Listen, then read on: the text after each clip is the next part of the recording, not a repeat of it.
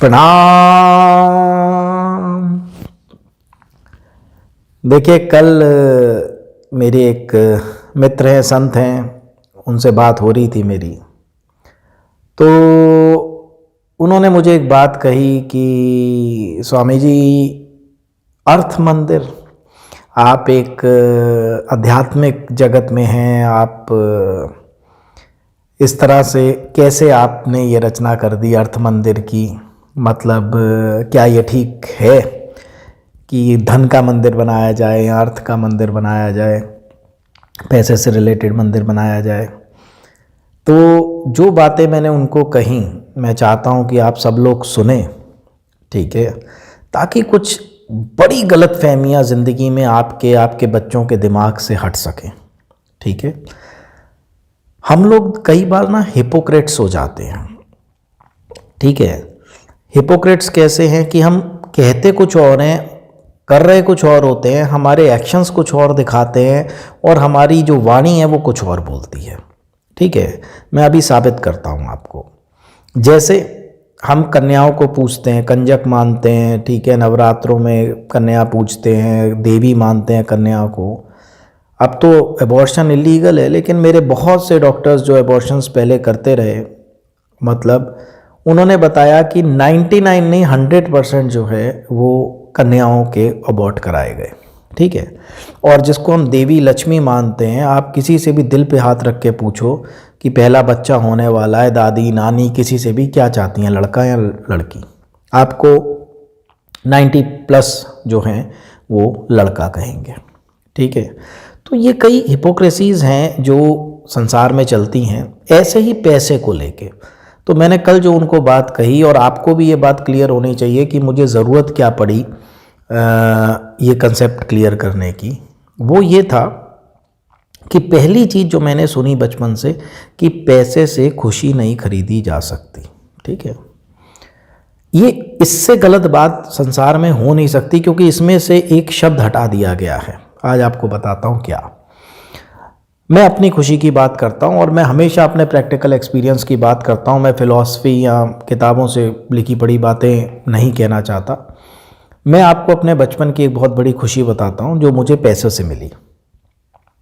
मैंने पहले भी बताया अपनी जीवनी में, मुझे पटाखे चलाने का बहुत शौक़ था बचपन से, और डैडी मुझे दुकान भर के पटाखे दिलवाते थे, तब भी मेरी मतलब वो शौक़ पूरा नहीं होता था। तो वो पटाखे कहाँ से आते थे? पिताजी पैसों से ख़रीद के वो पटाखे लाते थे और जिनको चला के मुझे खुशी मिलती थी। फिर मैं थोड़ा बड़ा हुआ, मैंने साइकिल की ज़िद की, साइकिल ले ली। ठीक है, कैसे ली? पैसे से। बहुत खुशी मिली मुझे, आज भी याद है वो पहला दिन जब मैं साइकिल लेके आया था। ठीक है, उसके बाद मैंने मारुति कार ली, मुझे बहुत खुशी मिली। ठीक है, पैसे से। उसके बाद मैंने सेलो ली, मुझे बहुत खुशी मिली पैसे से।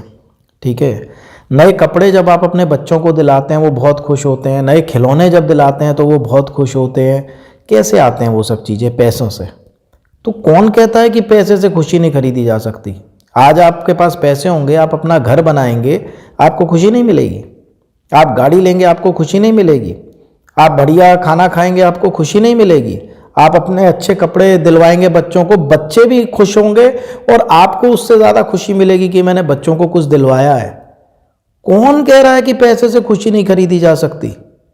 कितनी खुशियां हैं जो पैसे से खरीदी जा सकती हैं। हाँ, पैसे से हर खुशी नहीं खरीदी जा सकती। अब हर खुशी तो किसी भी चीज़ से नहीं खरीदी जा सकती। वो तो जब तक आदमी अध्यात्म के उस लेवल पे नहीं पहुंच सकता जहां साक्षी भाव से वो देख सके संसार को, हर खुशी तो किसी चीज़ से नहीं खरीदी जा सकती। मैं यहां पर ओपनली आपको बोलता हूं, जो लोग पैसे के पीछे नहीं जाते हैं या पैसे नहीं है जिनके पास, और जो लोग बहुत पूजा पाठ कर रहे हैं, मुझे एक व्यक्ति बता दीजिए जिसके पास हर खुशी हो। संसार का एक व्यक्ति बता दीजिए जो हर तरह से खुश हो। तो पैसे से उसका कनेक्शन क्या है? लेकिन मैं 10 खुशियां आपको बता सकता हूं जो आपको भी मिली, आपके बच्चों को भी मिली और मुझे भी मिली पैसे से। राइट? पहली बड़ी गाड़ी ली, बड़ा अच्छा लगा चला के, मुझे तेज गाड़ी चलाने का शौक था, सो बहुत आनंद आया। ठीक है, आप एयर कंडीशन लगवाते हैं, घर बनाते हैं, गाड़ी लेते हैं, सब पैसे से लेते हैं। उससे क्या खुशी नहीं मिलती आपको? किसने कहा नहीं मिलती? तो और किस चीज से मिलती है? राइट। तो सबसे पहली चीज ये गलतफहमी दूर करें। बहुत ऐसा कह के कि भाई पैसे से खुशी नहीं खरीदी जा सकती, आप ये कहिए पैसे से बहुत सी खुशियां खरीदी जा सकती हैं। और रही बात हर खुशी खरीदने की, वो तो फिर दुनिया में कोई ऐसी विद्या नहीं है जिससे हर खुशी खरीदी जा सके। वो तो अवतारों को भी नहीं मिली हर खुशी, तो राइट, संतों को नहीं मिली हर खुशी, तो राइट। किसी को हेल्थ की समस्या है, किसी को परिवार से समस्या है, किसी को चेलों से समस्या है। कौन खुश है इतना अध्यात्म पूजा पाठ करके भी? कड़वी बात है लेकिन सही बात है। तो मैंने क्या जाना कि पैसा एक शक्ति है, एक शक्ति जो आपको आज़ादी देती है। ठीक है, आज आपका भी कभी बार मन करता होगा सब कुछ ये ऑफिस के झंझट छोड़ूं और 1 महीने के लिए ऋषिकेश जाऊं, गंगा किनारे रहूं, कहीं पहाड़ पे रहूं। रह सकते हैं क्या? कौन संभालेगा ऑफिस? तनख्वाह कट जाएगी, बच्चों की रोटी कहाँ से आएगी, पीछे से ये जो घर गृहस्थी कैसे चलेगी?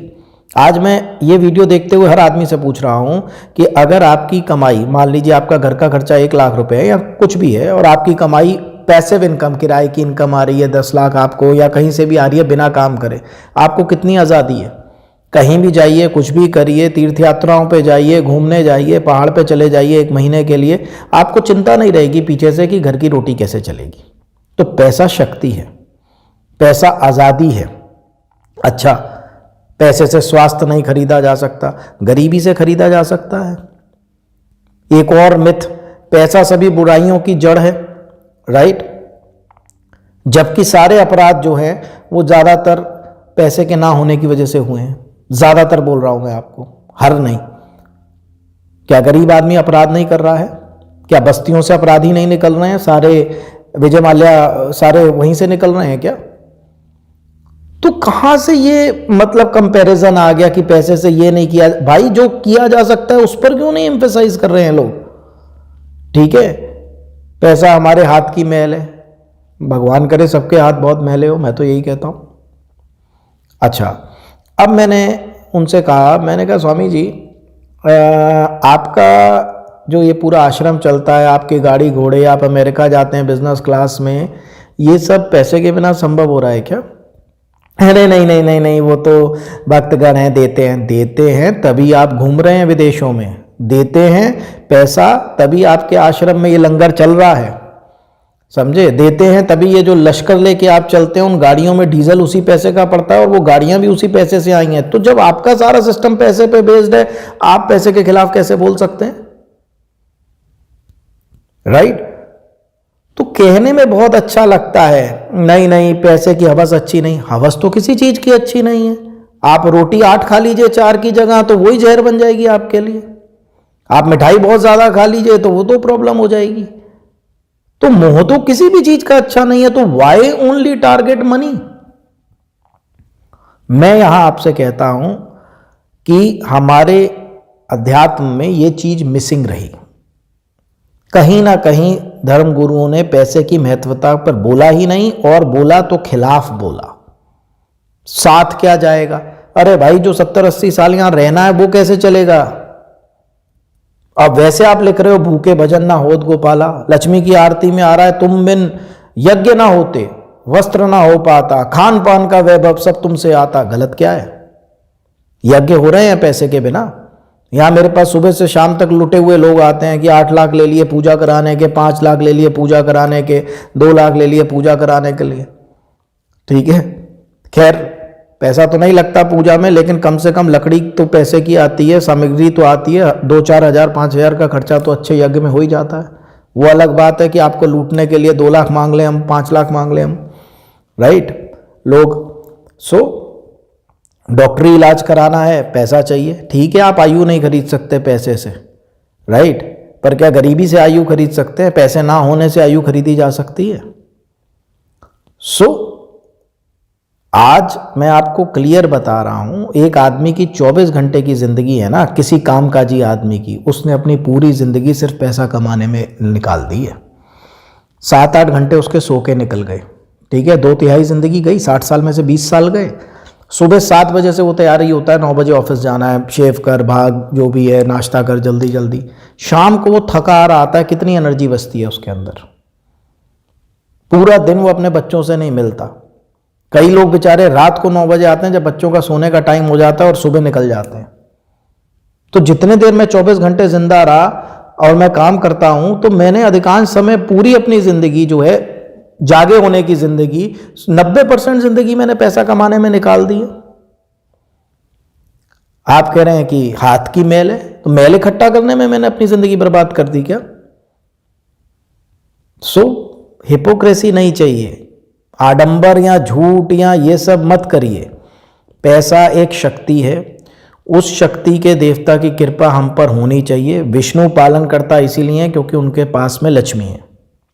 इसीलिए मैंने ये कंसेप्चुअल क्लैरिटी की है कि आप पैसे को इज्जत दें, आपके यहाँ बरकत रहे, आपके पास ये शक्ति रहे पैसे की, जिससे आप धर्म भी कर सकें, दान भी कर सकें, लंगर भी लगा सकें, मंदिर भी बना सकें। कुछ सो कॉल्ड बुद्धिजीवी कहते हैं अस्पताल और स्कूल बनाने चाहिए, मंदिर नहीं। आप जब सिनेमा हॉल बनते हैं, होटल्स बनते हैं, बार्स बनते हैं, ठीक है ना, वहां तो आप कुछ नहीं कहते, ठीक है। मेरे हिसाब से तो जितने मंदिर तोड़े गए इस देश में, उससे डबल बनने चाहिए। वही चीज है जो कम से कम इंसान के और भगवान के बीच में एक सेतु सा बनाती है, कि जहाँ आदमी जूते उतार के, नहा धो के, पवित्र मन से जाता है, अपना पूजा अर्चना करता है, दर्शन करता है वहाँ पर। मैं तो कहता हूँ अगर बस चले तो जितने टूटे उससे 3 गुने ज़्यादा बनने चाहिए, राइट। और फिर वही अलग कंपैरिजन है कि भाई होटल से आप वो एजुकेशन से आप कंपेयर कर रहे हो, वो एक अलग चीज़ है, ये एक अलग चीज़।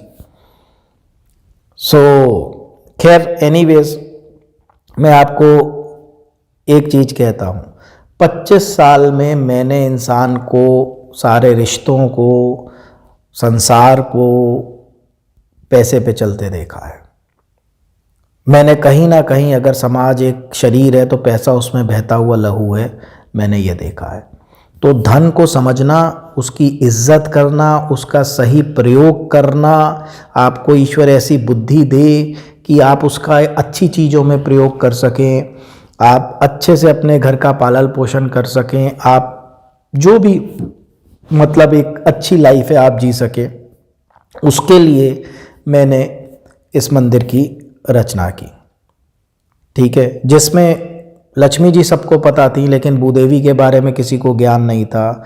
कुबेर का मंदिर कोई नहीं जा रहा था, ना बने थे ज़्यादा, ठीक है। गर्भगृह में मैंने श्री यंत्र की स्थापना की, जिसमें आपकी जो भी इच्छा पूर्ण करने की जो शक्ति है, जो मेटेरियलिस्टिक इच्छाएं हैं आपकी, श्री मतलब लक्ष्मी जी, उनका यंत्र वो स्थापित किया।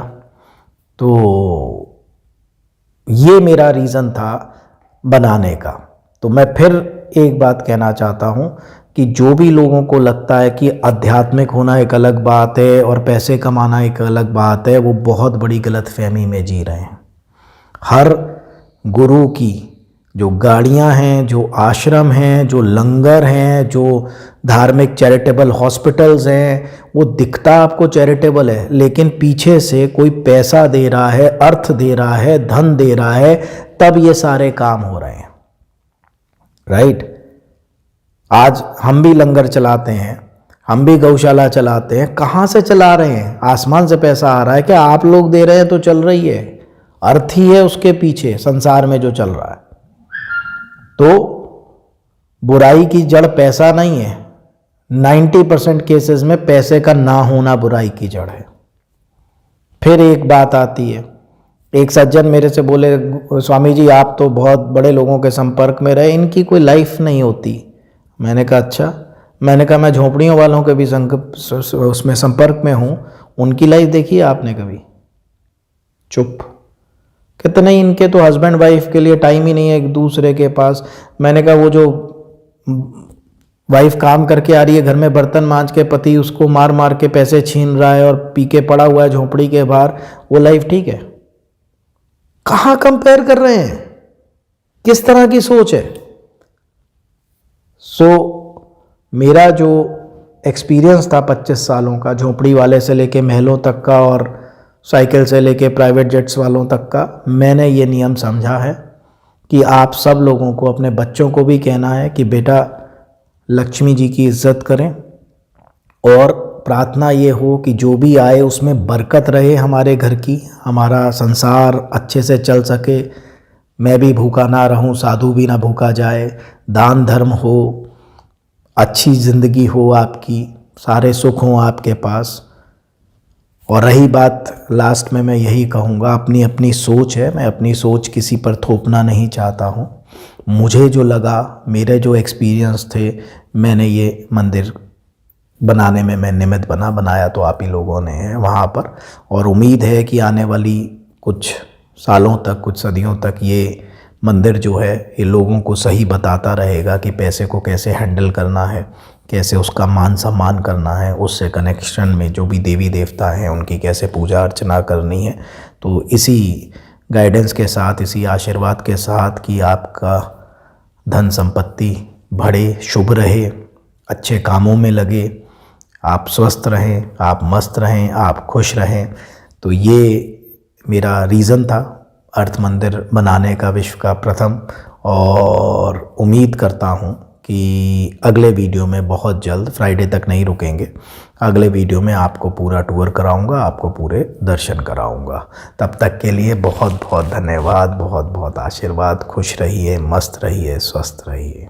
प्रणाम।